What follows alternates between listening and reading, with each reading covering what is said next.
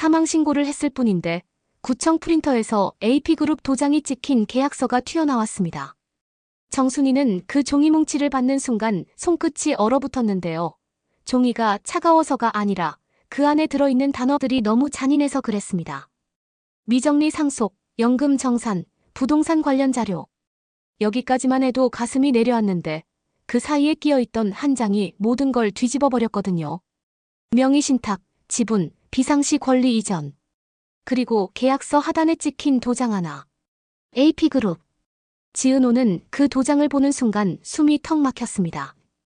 지은호는 늘 해맑고 긍정적인 사람이었고 카페 매니저로 일하면서도 인테리어 디자이너로 밤을 새우며 자기 길을 만들어온 사람이잖아요. 그런 지은호가 그날만큼은 아무 말도 못했습니다. 지은호의 머릿속에는 오직 한 문장만 울렸습니다. 아빠 죽음이 단순 사고가 아니었구나. 그런데 더 무서운 건요. 지은호가 아빠를 얼마나 몰랐는지 그 순간 깨달았다는 겁니다. 지강호는 옆에서 억지로 씩씩한 척했는데요. 지강호는 24인데도 자격지심이 많아서 이런 큰일 앞에서도 괜히 비틀어지곤 하잖아요. 지강호는 소리를 낮춰서 말했었습니다. 엄마, 이거 뭐야?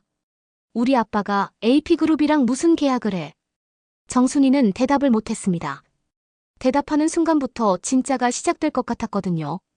정순이는 26해 동안 그 시작을 막으려고 버텨온 사람이었습니다.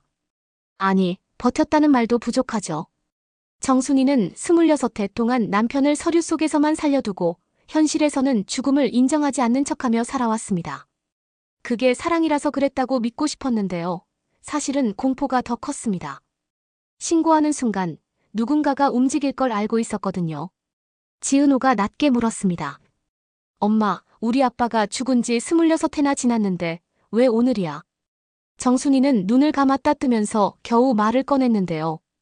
은호야, 나도 더는 못 품겠더라. 내가 결혼 얘기를 꺼내는 순간 내가 너 인생까지 붙잡고 있다는 생각이 들었어. 정순이가 그 말을 하다가 목이 메었습니다. 정순이는 딸을 붙잡고 싶었던 게 아니라 딸을 지키고 싶었던 건데요. 그런데 그 지키는 방식이 결과적으로는 딸의 시간을 묶어버렸습니다. 지은호는 억울함이 올라왔습니다. 지은호는 엄마를 탓하고 싶지 않아서 더 화가 났는데요. 지은호는 말했다고요. 엄마가 나 지키려고 숨긴 거라면 이제는 나랑 같이 버텨야지. 혼자 울고 있었어? 왜 나한테 같이 가자고 하지? 그 말을 듣는 순간 정순이의 얼굴이 무너졌습니다. 정순이는 평생 마음속에만 묻어두었던 장면을 떠올렸거든요. 남편이 죽기 전날 밤 정순이 손에 봉투를 쥐어주며 했던 말이 있었습니다. 순이야, 절대 열지 마. 내가 죽어도 내가 살고 싶으면. 정순이는 그 말이 너무 무서워서 봉투를 집어던졌고 남편의 뺨을 때렸고 소리쳤습니다. 죽는 소리 하지 마. 그런데 남편은 그때 웃었는데요. 울 것 같은 얼굴로요. 그 웃음이 오늘 계약서 도장처럼 선명하게 되살아난 겁니다. 구청 직원은 아무것도 모르는 얼굴로 다시 물었는데요. 이 자료는 함께 묶여서 출력되는 건데 괜찮으세요? 정순이는 숨을 크게 들이쉬고 고개를 끄덕였습니다. 괜찮다기보다 이제는 피할 수 없다는 걸 받아들인 거였어요. 지은호는 종이 뭉치를 품에 끌어안았는데요. 이상하게도 종이에서 사람 냄새가 나는 것 같았습니다. 아빠 냄새가 아니라 누군가의 욕망 냄새요. 그날 지은호는 제일 먼저 이지혁을 떠올렸습니다. 이지혁은 지은호의 대학 선배였고 지은호가 오래 짝사랑했던 사람이잖아요. 잘생기고 유능하고 비혼주의자라며 선을 그었지만 이상하게도 사람 마음을 흔드는 사람이었습니다. 지은호가 고백했을 때 이지혁은 거절했는데요. 다정했지만 단호했습니다. 지은호는 상처받으면서도 이상하게 이지혁을 미워하지 못했습니다. 그런데 오늘은 달랐습니다. 오늘은 사랑이 아니라 생존이 걸려 있었거든요. 지은호는 떨리는 손으로 이지혁에게 전화를 걸었습니다. 이지혁이 받자마자 지은호는 숨을 삼켰는데요. 선배, 나 지금 큰일 났어. 이지혁은 잠깐 침묵했습니다. 지은호 목소리가 평소랑 다르다는 걸 바로 알아챈 거죠. 이지혁은 묻지 않았습니다. 무슨 일이냐고 길게 묻지도 않았고 왜 이제야 사망신고를 하냐고도 묻지 않았습니다. 이지혁은 딱 한마디 했습니다. 어디야? 그 한마디가 지은호 마음을 이상하게 풀어놓았는데요. 지은호는 짧게 말했습니다. 구청이에요. 이지혁은 더 짧게 말했습니다. 거기 있어. 내가 갈게. 정순이는 지은호가 전화를 끊는 걸 보며 화들짝 놀랐습니다. 정순이는 다급히 말했다고요. 은호야, 누구 부른 거야? 지은호는 엄마 눈을 똑바로 보며 대답했습니다. 나도 이제 혼자 안 할래. 정순이는 그 말을 듣고 눈물이 났습니다. 정순이는 딸이 강해진 게 고마우면서도 딸이 강해지는 순간 더 큰 위험이 몰려온다는 걸 알고 있었습니다. 정순이는 스스로에게 수없이 말했거든요. 혼자서 막으면 된다. 아이들 앞까지는 오게 하면 안 된다. 그런데 오늘은 이미 아이들이 문 앞에 서 있었습니다. 이지혁이 도착했을 때 지은호는 이상하게도 안도보다 부끄러움이 먼저 올라왔습니다. 이지혁을 부른 건 생존 때문이라고 스스로 합리화했는데요. 막상 이지혁이 나타나니까 지은호 마음 한구석이 흔들렸습니다. 지은호는 자기를 다그쳤습니다. 지금은 그럴 때가 아니야. 그런데 마음이라는 게 참 제멋대로잖아요. 지은호는 이지혁이 자기 편에 서준다는 사실만으로도 숨이 좀 쉬어졌습니다. 이지혁은 서류를 받아들고 한 장 한 장 넘기다가 계약서 도장을 보는 순간 손이 멈췄습니다. 이지혁의 표정이 크게 변하는 사람은 아닌데요. 그날만큼은 눈빛이 확 가라앉았습니다. 지은호는 그걸 보고 더 불안해졌습니다. 지은호는 물었습니다. 선배, 이거 알아? 이지혁은 대답을 바로 하지 못했는데요. 이지혁은 속으로 계산하는 사람이 아닙니다. 대신 책임을 떠안는 사람이죠. 이지혁은 잠깐 숨을 고르고 말했습니다. 나 이 도장 들어본 적 있어. 지은호 심장이 더 빨리 뛰었습니다. 이지혁은 덧붙였습니다. 우리 집에서도 예전에 비슷한 얘기가 나온 적이 있었어. 그 한마디가 지은호를 또 다른 세계로 끌고 갔습니다. 이지혁의 아버지 이상철은 정직하고 고지식한 퇴직자입니다. 이지혁의 어머니 김다정은 전직 초등학교 교사로 따뜻하지만 단단한 사람이죠. 할머니 조옥래는 연세가 많아도 말 한마디가 사람을 꿰뚫는 분이고 외할아버지 김장수는 조옥래의 사돈이자 친구로 오래된 인연의 뿌리 같은 존재입니다. 지은호는 그 가족이 단정하고 평범한 집이라고만 생각했는데요. 오늘 이지혁의 눈빛을 보니 단정한 집에도 숨겨진 서랍이 있다는 걸 처음 느꼈습니다. 정순이는 이지혁을 바라보며 떨리는 목소리로 말했습니다. 이지혁 씨, 우리 지은호 부탁해요. 정순이는 부탁한다는 말이 얼마나 무거운지 알고 있었는데요. 정순이는 그래도 말할 수밖에 없었습니다. 이 순간 정순이는 딸을 지키는 엄마였고 이지혁은 그 엄마가 손을 내밀 수 있는 거의 유일한 사람이었으니까요. 그런데 지강호는 그 장면이 마음에 들지 않았습니다. 지강호는 남 앞에서 약해지는 걸 못 견디는 사람이었거든요. 지강호는 씁쓸하게 웃으며 말했습니다. 우리 집 일인데 왜 남을 끌어들여? 정순이가 지강호를 바라보며 낮게 말했습니다. 강호야, 지금은 자존심 세울 때가 아니야. 지강호는 그 말을 듣고 더 화가 났습니다. 지강호는 속으로 생각했습니다. 엄마는 늘 나를 애 취급해. 누나는 늘 착한 딸이고. 그런데 이 사건 앞에서 지강호는 처음으로 깨달았습니다. 누나가 착해서가 아니라 누나가 계속 엄마를 대신 버텨왔던 거였구나. 그 깨달음이 지강호를 더 괴롭게 만들었습니다. 괴로우면 사람은 더 공격적이 되잖아요. 지강호는 결국 터뜨렸습니다. 엄마, 아빠 왜 죽었어? 사고라며. 근데 왜 계약서가 나와? 정순이는 눈을 감았습니다. 정순이는 말하고 싶었는데요. 말하는 순간 아이들이 끝장날까봐 숨을 삼켰습니다. 지은호는 엄마의 침묵을 보며 더 확신했습니다. 엄마는 알고 있다. 엄마는 숨겼다. 그리고 그 숨김은 사랑만은 아니다. 그날 밤 정순이의 식당 문이 늦게까지 열려 있었습니다. 정순이는 식당을 운영하며 가족을 먹여 살려왔고 남편 없는 집의 버팀목이었습니다. 정순이는 강해 보였지만 사실은 매일 무너질 뻔하면서도 버틴 사람이죠. 지은호는 식당 구석자리에 앉아 서류를 다시 펼쳐봤는데요. 서류의 글자들이 자꾸 흔들려 보였습니다. 눈물이 나서가 아니라 손이 떨려서요. 지은호는 마음속으로 중얼거렸습니다. 아빠, 왜 하필 오늘이야? 왜 하필 내가 결혼 얘기 꺼낸 오늘이야? 마치 누군가가 기다렸다는 것처럼. 그때였습니다. 메뉴판도 제대로 보지 않는 손님이 들어왔는데요. 정순이는 직감했었습니다. 손님 아니다. 그 남자는 앉자마자 낮은 목소리로 말했습니다. 정순이 씨, 오래 버티셨네요. 정순이 손이 멈췄습니다. 지은호도 숨을 삼켰습니다. 지강호는 괜히 큰 소리를 냈습니다. 당신 누구야? 그 남자는 웃었는데요. 웃음이 친절해서 더 섬뜩했습니다. 그는 말했습니다. 확인하러 왔습니다. 종이가 세상 밖으로 나왔으니까요. 정순이는 몸이 얼어붙었습니다. 정순이는 26해 동안 종이를 봉인해왔습니다.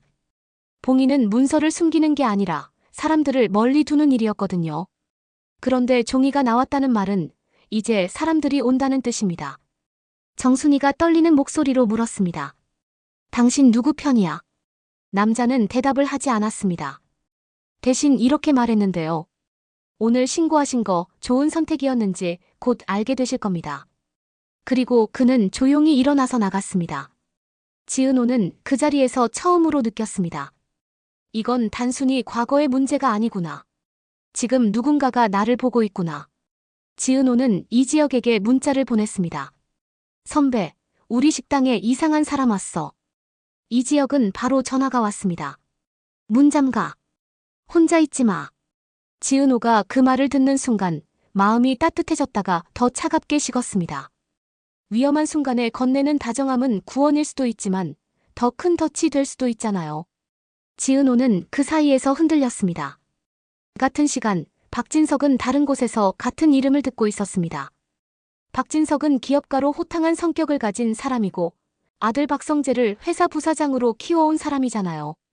박진석은 평소에는 웬만한 소식에도 눈 하나 깜빡이지 않는 사람인데요. 그날만큼은 달랐습니다. 비서가 조용히 보고했거든요. 구청에서 26회 전 사망자의 사망신고가 접수됐고 관련 서류에 AP그룹 명의 계약서가 출력됐습니다. 박진석은 그 말을 듣는 순간 잔을 내려놓았습니다. 그리고 중얼거렸습니다. 그 이름은 다시 나오면 안 되는 이름인데. 박진석 옆에는 고성이가 있었습니다.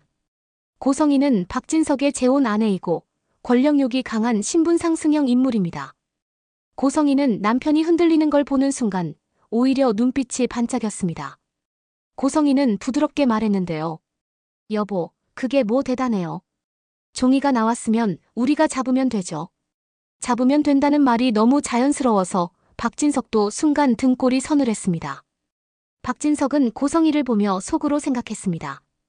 이 사람은 언제나 싸움을 이기는 방법부터 떠올린다. 그리고 그 이기는 방법 안에는 사람의 마음이 없다. 고성이는 박진석에게 더 조용히 속삭였습니다. 당신은 박성재 부사장 미래가 걱정이죠. 그럼 더 빨리 움직여야 해요. 늦으면 그 종이는 다른 사람 손에 들어가요. 박진석은 고성의 말을 막지 못했습니다. 막고 싶어도 막는 순간 고성이가 들고 있는 칼이 어디로 향할지 모르거든요. 박진석은 호탕해 보여도 가족 문제 앞에서는 약합니다. 그 약함을 고성이는 너무 잘 알고 있었고요. 그날 저녁 고성이는 박성재 부사장을 집으로 불렀습니다. 고성이는 전화를 걸어 말했는데요. 성재야, 퇴근하고 바로 와. 오늘 축하 파티하자. 박성재 부사장은 목이 턱 막혔습니다. 고성의 입에서 축하라는 말이 나오는 날은 늘 누군가가 무너지는 날이었거든요. 박성재 부사장은 억지로 담담하게 물었습니다. 무슨 축하요? 고성이는 웃으면서 말했습니다. 우리 이제 자유로워졌잖아. 박성재 부사장은 그 말이 너무 차갑게 들렸습니다. 자유가 누구의 자유인지, 누구를 묶어두는 자유인지 박성재 부사장은 본능적으로 느꼈습니다. 고성이는 박영라에게도 전화를 했습니다. 박영라는 고성이의 딸이고 대학원생 화가로 조용하고 조신한 성격입니다. 박영라는 겉으로는 순응하지만 속으로는 숨이 막히는 삶을 살아왔는데요. 고성이는 말했습니다. 영라야, 집으로 와. 오늘 다 같이 저녁 먹자. 박영라는 잠깐 망설였지만 거절할 수 없었습니다. 고성이는 거절을 허락하지 않는 사람이니까요. 박영라 옆에는 이지환이 있었습니다. 이지환은 이지혁의 동생이고 박영라의 운전기사 겸 보디가드입니다. 이지환은 상처받은 연애 경험이 있어서 사람 마음이 이용당하는 걸 보면 참지 못하는 면이 있습니다. 박영라가 전화를 끊고 한숨을 쉬자 이지화는 조용히 물었습니다. 또 집이요? 박영란은 씁쓸하게 웃었습니다. 응, 축하 파티래. 이지화는 말없이 고개를 끄덕였는데요. 속으로는 생각했습니다. 저 집에서 축하라는 말은 사람을 칭찬하는 말이 아니라 사람을 굴복시키는 말이다. 고성희의 집 식탁에는 케이크까지 올라와 있었습니다. 박진석은 억지로 웃는 얼굴이었고 고성희는 촛불을 켜며 말했다고요. 우리 딸, 이제 자유다. 그동안 마음고생 많았다. 박영란은 그 말을 듣는 순간 속이 울렁거렸습니다. 박영란은 자신이 자유로워진 게 아니라 엄마가 자신을 더 완벽하게 소유하게 됐다는 뜻으로 들렸거든요. 박영란은 웃는 척했지만 손끝은 차가웠습니다. 박성재 부사장이 들어오자 고성희는 환하게 웃었습니다. 고성희는 박성재 부사장에게 말했습니다.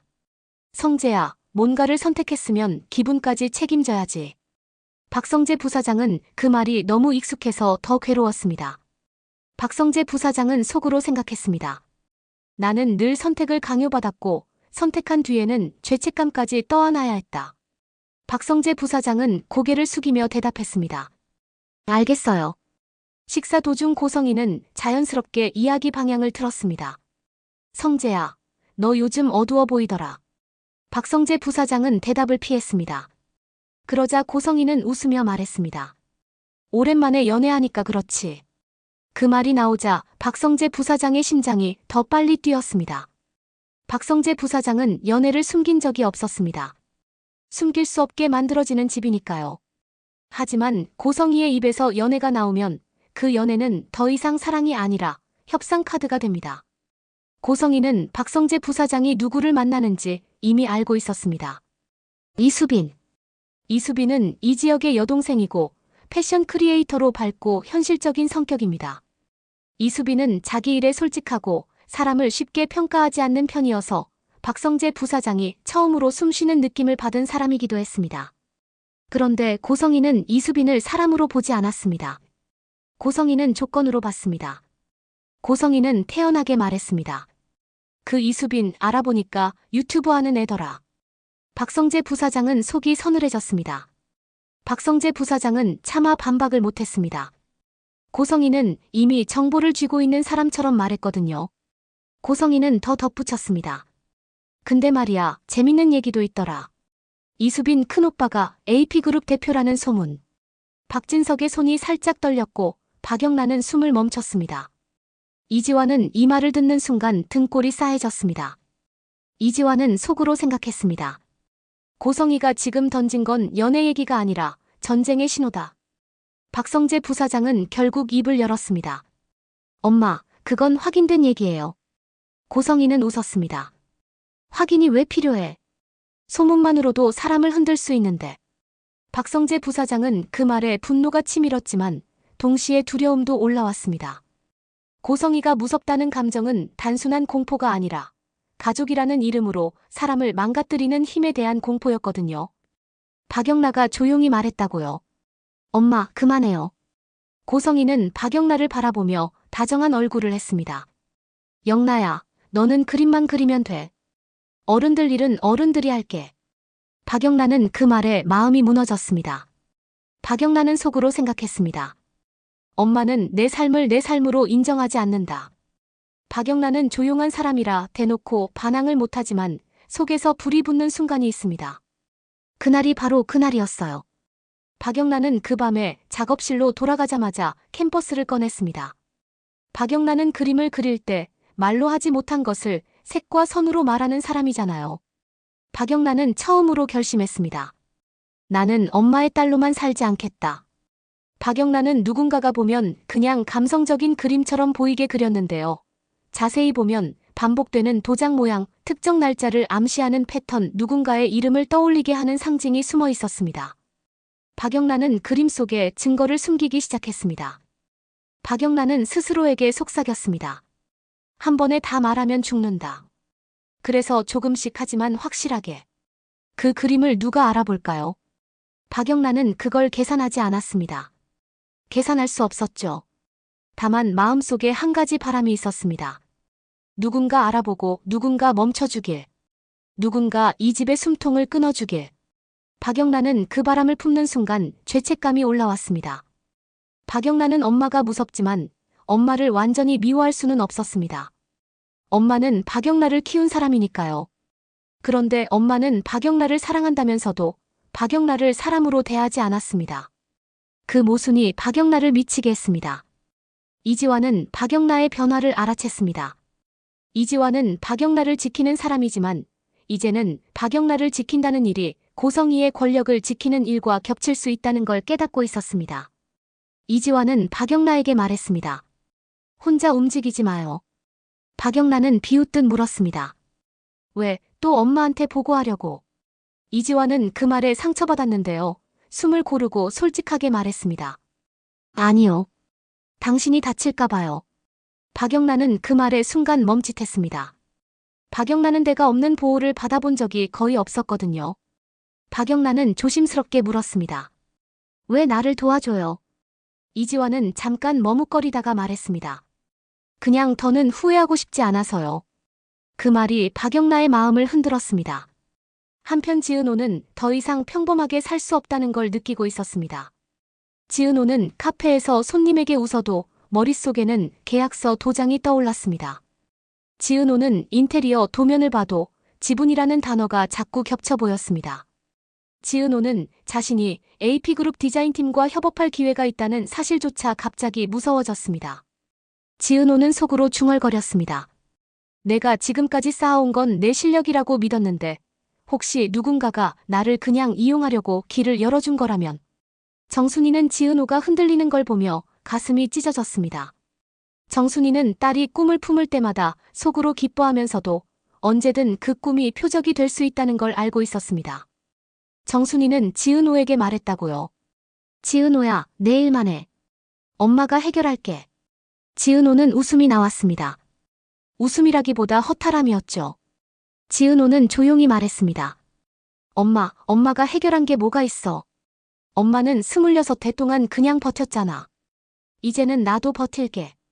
정순이는 그 말을 듣는 순간 고마우면서도 너무 무서웠습니다. 지은호가 버틴다는 말은 싸우겠다는 말과 같으니까요. 지강호는 그 사이에서 더 날카로워졌습니다. 지강호는 누나가 강해지는 걸 보며 부러움과 열등감이 동시에 올라왔습니다. 지강호는 속으로 생각했습니다. 누나는 늘 사랑받는 역할이고 나는 늘 문제아 역할이야. 그런데 이번엔 지강호도 진실을 붙잡고 싶었습니다. 지강호는 정순이에게 다시 물었습니다. 엄마, 그 계약서에 이름 적힌 사람 누구야? 정순이는 끝내 대답하지 못했습니다. 대답하는 순간 그 이름이 사람을 부를까 봐요. 지강호는 그 침묵이 너무 화가 나서 결국 폭발했습니다. 엄마, 나도 알아야 해. 나도 아빠 자식이잖아. 정순이는 그 말에 눈물이 터졌습니다. 정순이는 떨리는 목소리로 말했습니다. 지강호야, 내가 알면 내가 다칠까봐. 지강호는 그 말을 듣고 더 분노했습니다. 지강호는 속으로 외쳤습니다. 다치든 말든 진실 없이 사는 게 더 아파. 이지혁은 지은호 곁을 지키면서도 속이 복잡했습니다. 이지혁은 비혼주의자라고 말해왔고 지은호의 고백을 거절했지만 지은호가 무너지려는 순간마다 자기 마음이 흔들리는 걸 느꼈거든요. 이지혁은 절친 박성재 부사장과도 얽혀 있습니다. 박성재 부사장은 지은호를 짝사랑하고 있고 이지혁은 그걸 알고 있습니다. 이지혁은 지은호를 지키고 싶다는 마음과 박성재 부사장과의 우정 사이에서 갈라지는 느낌을 받았습니다. 이지혁은 속으로 자책했습니다. 내가 거절해놓고 왜 지금 와서 흔들리지? 그런데 이지혁은 또 생각했습니다. 거절은 사랑이 없어서가 아니라 사랑이 너무 무거워서였을 수도 있잖아. 그 내면 갈등이 이지혁을 더 조용하게 만들었습니다. 이지혁의 집에서도 변화가 감지됐습니다. 이상철은 정직하고 고지식한 사람이라 숨기려 하면 더 티가 나는데요. 이상철은 그날 저녁 밥상에서 숟가락을 몇 번이나 놓쳤습니다. 김다정은 전직 교사답게 단단한 눈으로 이상철을 바라봤습니다. 김다정은 조용히 말했습니다. 당신 무슨 일 있어요? 이상철은 대답을 피했습니다. 그때 조옥래가 찻잔을 내려놓으며 말했는데요.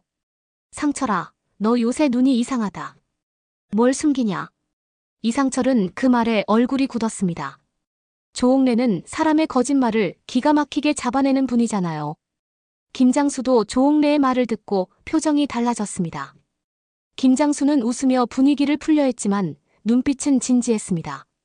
이 집안에도 오래된 이야기가 있다는 걸 김장수는 알고 있었거든요. 그리고 그 오래된 이야기가 지은호의 계약서 도장과 이어질지도 모른다는 예감이 들었습니다. 김다정은 조옥래에게 조심스럽게 말했습니다. 어머니, 지금은 말할 때가 아니에요. 조옥래는 코웃음을 쳤습니다. 말할 때가 아니면 말 못할 때가 되는 거야. 그 말이 이상철을 찔렀습니다. 이상철은 끝내 고개를 숙였습니다. 이상철은 속으로 생각했습니다.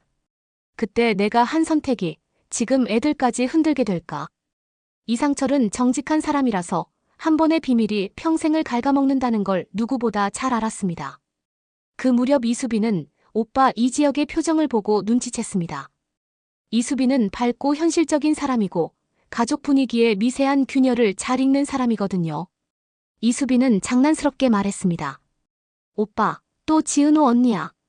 그런데 이지혁의 표정이 굳자 이수빈도 장난을 거뒀습니다. 이수빈은 낮게 말했습니다. 오빠, 숨기는 거 있으면 더 커져. 이지혁은 그 말에 가슴이 찔렸습니다. 숨기는 건 결국 커진다. 26해 동안 정순이가 숨긴 것처럼요. 이수빈은 사실 박성재 부사장과의 관계도 마음속에서 계속 흔들리고 있었습니다.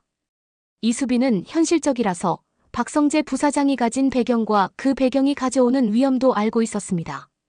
그런데도 이수빈은 박성재 부사장의 진심을 느꼈습니다. 박성재 부사장은 늘 누군가에게 평가받는 삶을 살아온 사람이지만 이수빈 앞에서는 처음으로 사람처럼 숨 쉬려 했거든요. 그래서 이수빈도 흔들렸습니다. 사랑은 달콤하지만 사랑이 불러오는 전쟁은 너무 무섭잖아요. 박성재 부사장은 결국 이수빈에게 전화를 걸었습니다. 박성재 부사장은 조심스럽게 물었습니다. 수빈아, 너 요즘 누가 너 주변 캐묻거나 그러지 않았어? 이수빈은 웃으며 대답하려다가 박성재 부사장의 목소리가 너무 진지해서 멈췄습니다. 이수빈은 솔직하게 말했습니다. 무슨 일인데? 박성재 부사장은 한참을 망설이다가 말했습니다. 우리 엄마가 너 조사했어. 이수빈의 얼굴이 굳었습니다. 이수빈은 그 말이 무엇을 뜻하는지 너무 잘 압니다. 이수빈은 조용히 말했습니다. 그러니까 이제 나는 사람이 아니라 자료가 된 거네. 박성재 부사장은 그 말에 숨이 막혔습니다. 박성재 부사장은 대답했습니다. 미안해. 이수빈은 씁쓸하게 웃었습니다. 미안하다고 끝날 일이 아니잖아. 박성재 부사장은 그날 밤 처음으로 결심이라는 걸 했습니다. 박성재 부사장은 고성희의 아들이지만 더 이상 고성희의 도구로만 살고 싶지 않았습니다. 박성재 부사장은 속으로 생각했습니다. 지은호를 지키고 싶은 마음과 이수빈을 지키고 싶은 마음과 내 인생을 지키고 싶은 마음이 한꺼번에 몰려온다. 박성재 부사장은 그중 어떤 마음이 진짜인지 헷갈렸는데요. 딱 하나는 확실했습니다. 고성희가 움직이는 순간 누군가는 반드시 부서진다. 그리고 그 누군가가 내가 사랑하는 사람일 가능성이 크다. 고성희는 그 확신을 더 빨리 실행으로 옮겼습니다. 고성희는 박진석에게 말했습니다. 여보, 그 계약서가 진짜라면 그 종이를 가진 쪽이 판을 뒤집어요. 박진석은 불편한 표정으로 말했습니다. 그 종이 어디서 나왔는지부터 확인해야지. 고성희는 부드럽게 웃었습니다. 확인하는 동안 상대는 더 멀리 가요. 당신은 늘 늦어요. 고성희는 박진석을 다그치지 않는 척하면서도 결국 박진석을 자기 속도에 맞추게 만드는 사람이었습니다. 박진석은 그걸 알면서도 밀려갔습니다. 박진석도 결국 가족 앞에서 약하니까요. 그렇게 고성희의 시선이 지은호에게 향했습니다. 고성희는 사람을 공격할 때 그 사람의 약점을 먼저 찾습니다. 지은호의 약점은 무엇일까요? 지은호는 밝고 단단해 보이지만 사실 가족을 지키려는 마음이 너무 큽니다. 고성희는 그 마음을 이용할 수 있습니다. 고성희는 비서에게 조용히 말했습니다. 지은호 주변 동선, 가족, 직장 다 체크해. 특히 정순이 식당. 박진석은 그 말을 듣고도 말리지 못했습니다. 말리는 순간 고성희가 박진석이 숨기고 싶은 과거를 꺼낼지도 모르니까요. 지은호는 어느 날 AP그룹 쪽에서 전화를 받았습니다. 지은호의 직장 내 연결고리가 완전히 끊긴 건 아니었고, 오히려 그 연결고리가 지은호를 더 위험하게 만들고 있었습니다. 전화기 너머 목소리는 정중했는데요. 지은호 팀장님, 급히 확인할 게 있습니다. 대표님이 직접 뵙고 싶어 하십니다. 지은호의 심장이 내려앉았습니다. 대표. 그 단어는 단순한 직함이 아니라 지금 이 전쟁의 중심을 뜻하는 단어였거든요. 지은호는 전화를 끊고 한동안 움직이지 못했습니다. 정순이는 그 모습을 보고 다급히 물었습니다. 누가 전화했어? 지은호는 겨우 말했습니다. AP그룹 대표가 나를 보재. 정순이 얼굴이 하얘졌습니다. 정순이는 떨리는 목소리로 말했습니다. 가지마. 지은호는 정순이를 바라보며 조용히 고개를 저었습니다. 엄마, 이제는 피한다고 끝나지 않아. 정순이는 울면서 말했습니다. 그러면 너 죽어. 지은호는 그 말이 너무 무서웠지만 동시에 마음이 차갑게 정리되는 느낌이 들었습니다. 지은호는 속으로 생각했습니다. 아빠가 죽었을 때 엄마는 혼자 버텼다. 이제는 내가 선택해야 한다. 숨으면 평생 숨는다. 나가면 다칠 수도 있다. 하지만 나가지 않으면 엄마도 평생 울기만 한다. 이지혁은 지은호가 대표를 만나러 간다는 말을 듣고 단호해졌습니다. 이지혁은 말했다고요. 같이 가. 지은호는 고개를 저었습니다. 선배까지 끌어들이기 싫어. 이지혁은 지은호를 바라보며 낮게 말했습니다.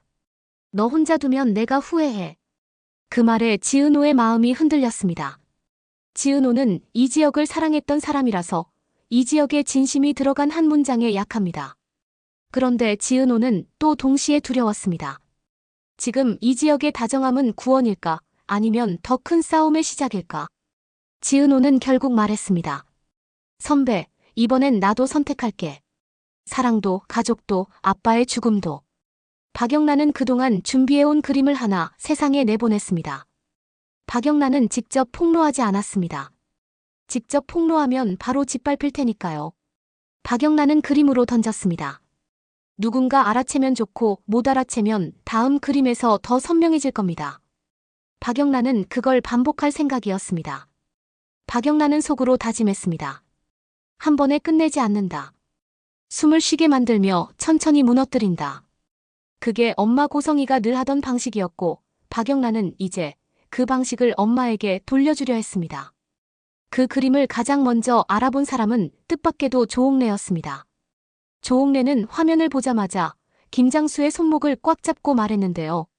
장수야, 저 도장 모양 그때 그거 아니냐? 김장수의 얼굴이 굳었습니다. 이상철도, 김다정도, 이지혁도 그 말을 듣고 숨이 멎었습니다. 이상철은 속으로 생각했습니다. 설마 그 일이 여기까지 오는 건가? 김다정은 이상철의 표정을 보고 확신했습니다. 당신 알고 있었구나. 숨기고 있었구나. 그 집 밥상 위에서 조용히 또 하나의 전쟁이 시작된 겁니다.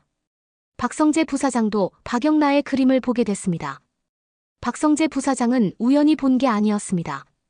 박성재 부사장은 고성이가 들고 있는 파일들 사이에서 박영란의 그림 출력물을 봤거든요.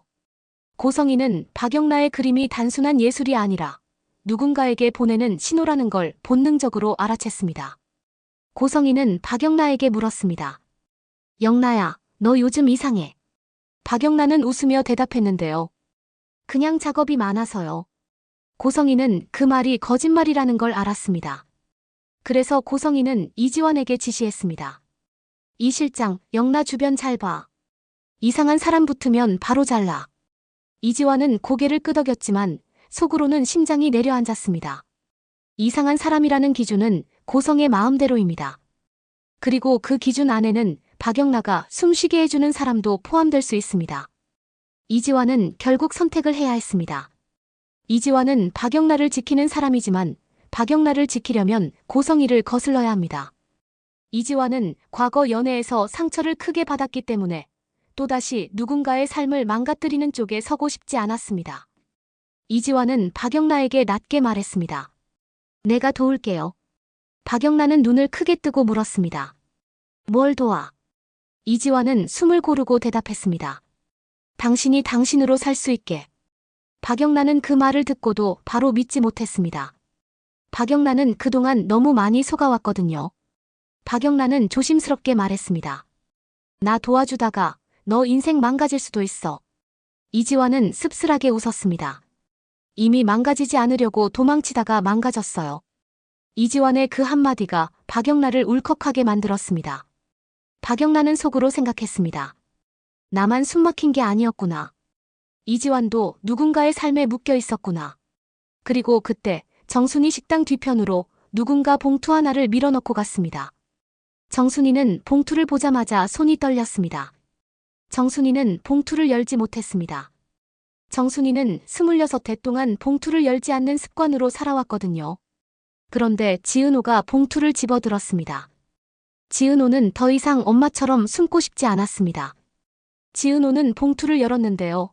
안에는 종이 한 장과 문장 하나가 적혀 있었습니다. 26해 전 그 계약은 시작이 아니었어요. 끝이었어요. 지은호는 그 문장을 읽는 순간 온몸에 소름이 돋았습니다. 시작이 아니고 끝이라면 그 전에 이미 더 큰 일이 있었다는 뜻이잖아요. 지은호는 정순이를 똑바로 바라봤습니다.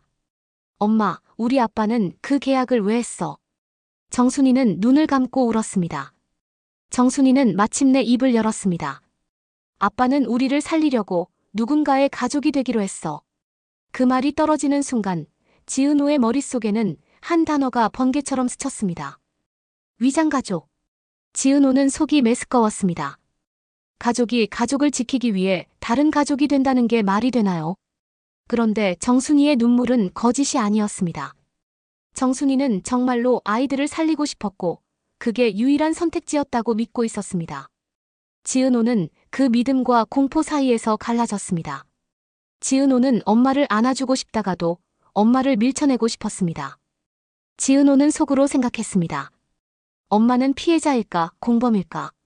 아니면 피해자이면서 공범일까? 그 생각이 지은호를 더 미치게 했습니다.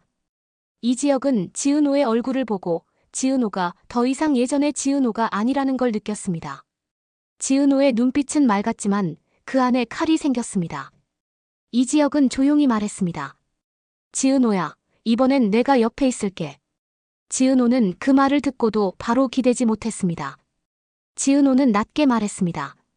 선배, 나 이제 나를 지킬 거야. 그리고 엄마도. 이지혁은 그 말에 고개를 끄덕였습니다. 이지혁은 속으로 생각했습니다. 지은호를 지키는 건 이제 사랑이 아니라 전쟁이다. 박성재 부사장은 그 전쟁을 막을 수도 더 키울 수도 있는 사람입니다. 박성재 부사장은 결국 지은호를 찾아갔습니다. 박성재 부사장은 지은호 앞에서 마음을 가다듬으려 했는데요. 지은호는 박성재 부사장을 보는 순간 복잡한 감정이 올라왔습니다. 박성재 부사장은 지은호를 짝사랑해왔고 지은호는 그 시선을 모르는 사람이 아니었습니다. 하지만 지금 지은호에게 박성재 부사장은 사랑의 대상이 아니라 고성희와 박진석 집안의 문 앞에 서 있는 사람입니다. 박성재 부사장은 조심스럽게 말했습니다. 지은호 씨, 나 당신한테 미안해요. 지은호는 차갑게 물었습니다. 뭐가 미안한데요? 박성재 부사장은 한참을 망설이다가 말했습니다. 우리 집이 당신을 건드리려고 해요. 그 말이 지은호의 심장을 때렸습니다. 지은호는 웃음이 나왔는데요. 웃음이 아니라 허탈함이었습니다. 지은호는 말했다고요. 부사장님, 우리 집도 저를 지키려고 26해 숨겼어요. 근데 결국 다 똑같네요. 누군가는 지키려고 숨기고 누군가는 빼앗으려고 숨기고. 박성재 부사장은 그 말에 얼굴이 하얘졌습니다. 박성재 부사장은 자신이 가진 것들이 사람을 행복하게 해주는 게 아니라 사람을 겨냥하게 만드는 도구가 되는 순간을 보고 있었습니다. 박성재 부사장은 속으로 결심했습니다. 적어도 나는 누군가를 겨냥하는 사람이 되지 말자. 그런데 그 결심을 하려면 박성재 부사장은 자기 가족과 싸워야 합니다. 자기 엄마 고성희와 자기 아버지 박진석과요. 지은호는 마지막으로 물었습니다. 부사장님, 우리 아빠 죽음에 박진석 씨가 관련돼 있나요? 박성재 부사장은 대답을 못했습니다. 모른다고 말하면 거짓말 같고 안다고 말하면 지은호를 더 위험하게 만들 것 같았습니다. 박성재 부사장은 결국 이렇게 말했습니다. 내가 확인해 볼게요. 지은호는 그 말을 듣고 고개를 끄덕였지만 믿지는 않았습니다. 지은호는 이제 누구도 쉽게 믿을 수 없었습니다. 믿는 순간 잡히니까요. 정순이는 지은호가 대표를 만나러 가겠다고 하자 밤새 잠을 못 잤습니다. 정순이는 문을 잠그고도 몇 번씩 확인했습니다. 문이 아니라 마음이 잠기지 않았거든요. 정순이는 지은호가 자는 얼굴을 보며 속으로 중얼거렸습니다. 지은호야, 엄마가 너를 어디까지 지킬 수 있을까? 정순이는 스스로에게 답을 못했습니다. 왜냐하면 정순이는 이미 26해 전 지키는 방식으로 선택을 했고 그 선택의 대가가 지금 여기까지 왔으니까요. 그리고 마침내 지은호가 AP그룹 대표를 만나러 가는 날이 다가왔습니다. 지은호는 아침부터 숨이 가빴습니다. 지은호는 카페에서 주문을 받듯 평소처럼 스스로를 다독였습니다. 괜찮아, 숨 쉬어 하나씩. 그런데 계약서 도장을 떠올리는 순간 손끝이 다시 얼어붙었습니다. 지은호는 그 얼어붙는 감각을 억지로 녹이며 걸었습니다. 지은호는 속으로 다짐했습니다. 나 오늘은 숨지 않는다. 그런데 지은호가 모르는 사실이 하나 더 있습니다. 지은호의 만남을 가장 먼저 기다리고 있는 사람은 대표만이 아니라 고성이었습니다. 고성이는 이미 지은호의 동선을 알고 있었고 박성재 부사장에게 마지막으로 말했는데요. 성재야, 너는 선택해야 해. 내가 지은호를 지키고 싶으면 우리 가족을 버려야 해. 내가 우리 가족을 지키고 싶으면 지은호를 내려놔야 해. 박성재 부사장은 그 말을 듣는 순간 처음으로 자기 인생이 정말로 자기 것이 아니었다는 걸 뼈저리게 느꼈습니다. 박성재 부사장은 고개를 숙였는데요. 속에서는 불이 타올랐습니다. 지은호를 내려놓으면 나는 평생 고성이의 아들이고 지은호를 지키면 나는 처음으로 나 자신이 된다. 박성재 부사장은 그 갈림길 앞에서 숨을 깊게 들이쉬었습니다. 같은 시간 이지혁도 결심하고 있었습니다. 이지혁은 비혼주의자라는 말 뒤에 숨어있던 자신의 겁을 마주했는데요. 지은호가 위험해지는 순간 더는 거절 뒤에 숨을 수 없었습니다. 이지혁은 조용히 지은호에게 말했습니다. 지은호야, 이번엔 내가 거절하지 않을게. 지은호는 그 말을 듣고도 바로 웃지 못했습니다.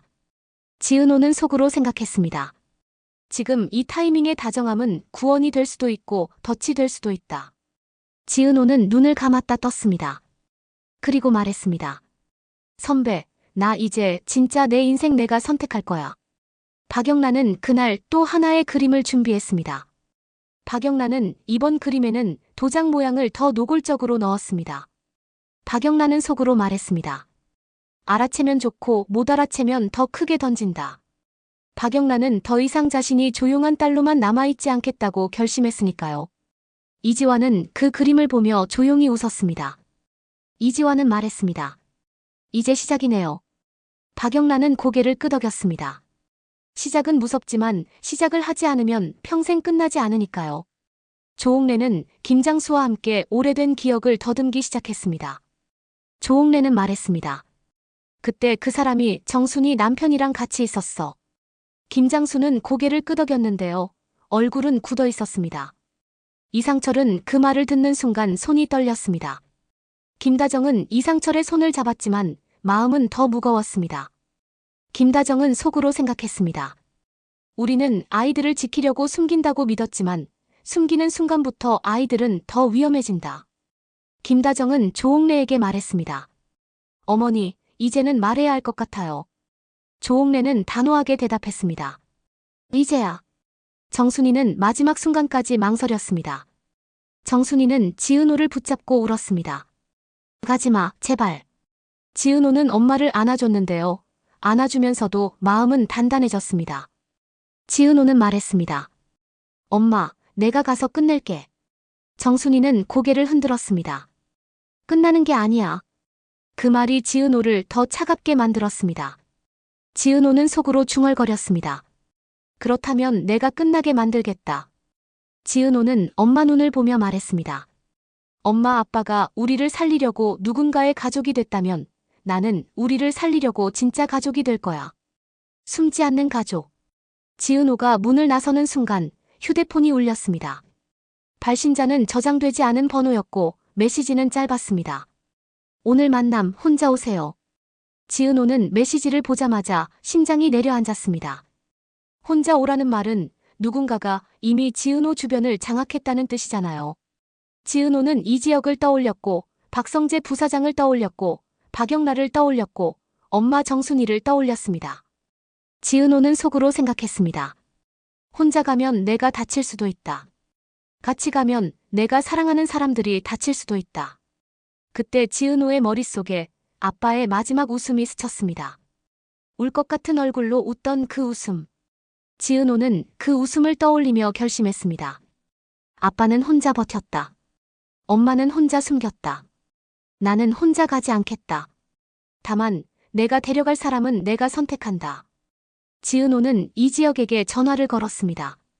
이지혁이 받자마자 지은호는 짧게 말했습니다. 선배, 나 혼자 오라는데. 이지혁은 바로 대답했습니다. 그럼 더더욱 같이 가. 지은호는 숨을 삼키며 말했습니다. 근데 누가 우리를 보고 있어? 이지혁은 조용히 말했습니다. 보고 있으면 보게 해. 이번엔 우리가 숨지 말자. 그 말이 지은호의 가슴을 때렸습니다. 지은호는 웃지도 울지도 못한 채 고개를 끄덕였습니다. 그리고 지은호는 아주 작게 하지만 분명하게 말했습니다. 그래, 시작하자. 26해 동안 봉인된 사망신고는 결국 문서를 열어버린 게 아니었습니다. 사람들의 본심을 열어버렸습니다.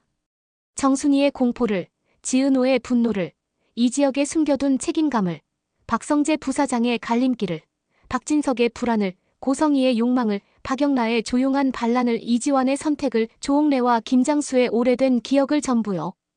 그리고 이제 지은호가 대표를 만나러 들어가는 그 문 앞에서 누군가는 지은호를 살리려고 진실을 꺼낼 것이고 누군가는 지은호를 꺾으려고 과거를 덮으려 할 겁니다. 다만 아직 아무도 모릅니다.